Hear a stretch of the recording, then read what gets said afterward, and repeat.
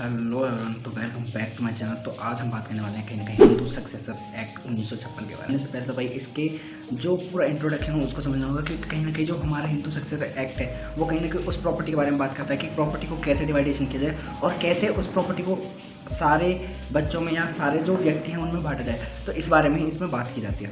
तो आओ इसके बारे में बात करते हैं। अगर हम इसके इंट्रोडक्शन की बात करें तो कहीं ना कहीं इसमें 4 चैप्टर्स हैं, 21 सेक्शन और 1 शेड्यूल है।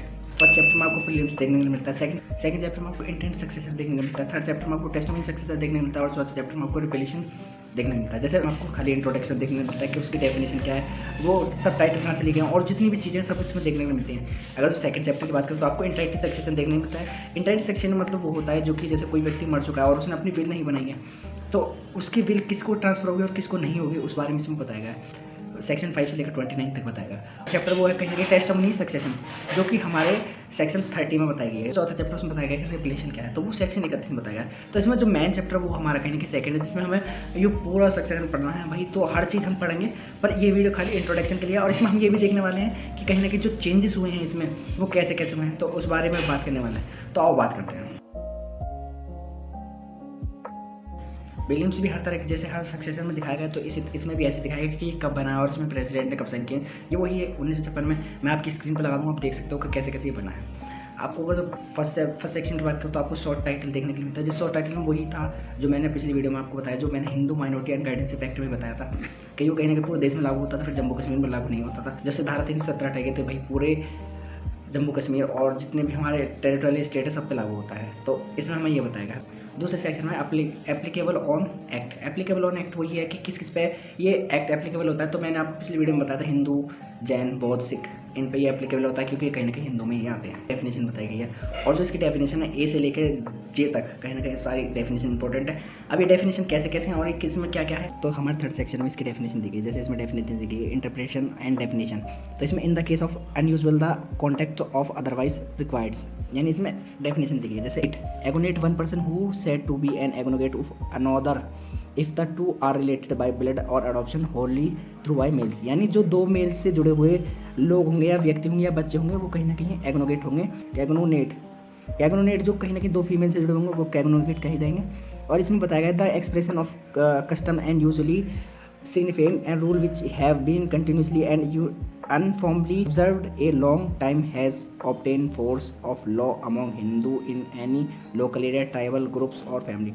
इसमें यही बताया गया है कि यूजबल, अगर जो इसमें किसी का यूजबल है, यूजिंग है या कस्टम्स हैं, तो उन पर ये जो रूल्स हैं ये लागू नहीं होंगे। जैसे वो ट्राइबल हो या ग्रुप हो या फैमिली हो या कुछ भी लोकल एरिया हो, तो उनमें ज़बरदस्ती फोर्स नहीं किया जा सकता। अगर जो उनमें कोई रिचुअल या प्रथा है तो भाई उस पर ये लागू नहीं होंगे, नहीं तो ये सब पर लागू होंगे। इसमें यह बताया गया provided that the rule is certain is not responsible or opposed to public policy, provided further that in case of a rule applicable only to a family it has been discontinued by family। D में क्या दिया है, जैसे इसमें D दिया है full blood, half blood और यूटिनेटरी blood, जिसमें जैसे दिया गया है कि इसमें फुल ब्लड क्या होता है। फुल ब्लड का मीन्स होता है जो सगे दो भाई होते हैं, जैसे आपका कोई भाई और आप दोनों कहीं ना कहीं फुल ब्लड हो गए। तो हाफ ब्लड क्या होता है, जिसकी मतलब 2 वाइफ्स होती हैं और वो खुद एक पर्सन होता है, एक पति होता है और 2 पत्नियां होती हैं, और उन 2 पत्नियों के एक बेटे या कितने भी हो सकते हैं। अदर वाइफ्स के जो 2 बेटे होते हैं वो कहीं ना कहीं हाफ ब्लड होते हैं, जो सौतेले भाई होते हैं। यूनिटरीज का होते हैं, जैसे इसमें 2 फादर हो सकते हैं, मतलब इसका अपोजिट होता है ये, जिसमें कहीं ना कहीं फीमेल के दो पार्टनर होते हैं और उसके जो बच्चे होते हैं, उसके द्वारा जो बच्चे होते हैं वो कहीं ना यूनिटरी ब्लड होते हैं, जो कि कहीं ना कहीं 2 फादर डिफरेंट फादर से होते हैं, तो उनको यूनिटरी कहा जाता है।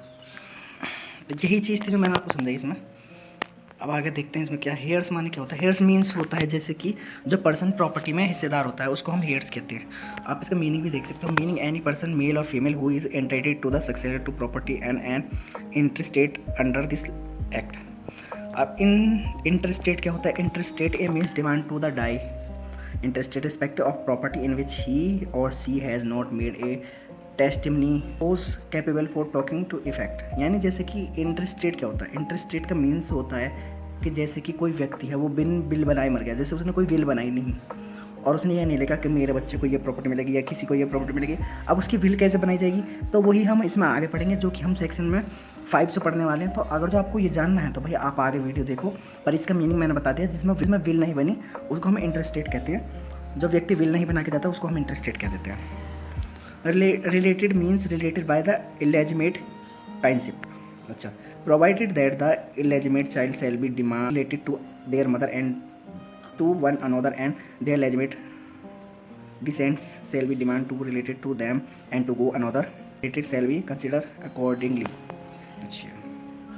In this act under use the in text otherwise required word importing the masculine gender shall not be take to include females. अच्छा ठीक, ये तो भाई आज की डेफिनेशन जो तो हमने थर्ड सेक्शन में पढ़ी और इसमें हमने जाने इनकैगुनेट, एगुनेट, हियर्स, इंटरेस्टेड, ये सब क्या होते हैं। चौथा सेक्शन जो है ओवरलेडिंग इफेक्ट ऑन एक्ट, जो कि बात करता है जैसे इससे पहले जो कि कस्टम थे, जो भी टैक्स थे, जो भी इससे रिलेटेड सक्सेस से रिलेटेड चीज़ें थी वो सारी खत्म हो जाएंगी।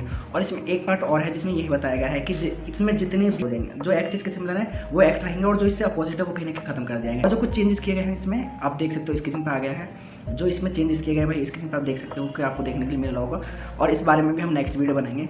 तो भाई जब तक के लिए भाई ये थी आज की वीडियो। अगर तो आपको कैसी लगे भाई कमेंट करके बता दो, अगर आपको अच्छा लगा हो तो भाई लाइक कर दियो और चैनल सब्सक्राइब कर दियो। और भाई कुछ भी गलती हो रही है तो भाई कमेंट करके बता दियो, हम अपनी गलतियों को सुधारने का प्रयास करेंगे। Thank you so much.